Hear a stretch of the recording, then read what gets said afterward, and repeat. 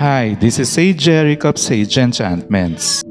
Bilang isang espiritista, binyagan sa apoy at binabaan ng aking protektor na si Arkanghel Uriel ay isinasagawa ko rin ang pagtatawas.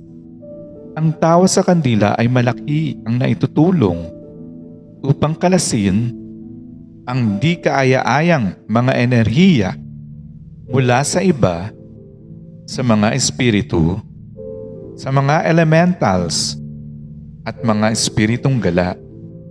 Sa tawas, malalaman natin kung saan ang galing ang iyong karamdaman para i-banish at tanggalin ang anumang negatibong enerhiya na naibalot sa iyo. At matapos maisagawa ito sa iyo, siguradong babalik ang iyong sigla at maging maayos muli ang iyong buhay. At muling magbalik ang iyong lakas at ang iyong sigla na parang walang nangyari para makabalik tayo sa ating mga trabaho o mga pinapasukan.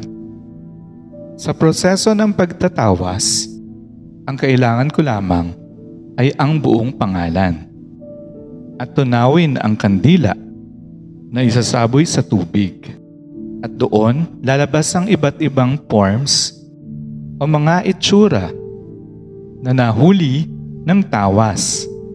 Magsasuggest din ako kung anong klaseng spiritu o elementals o tao man ang na-reveal sa tawas.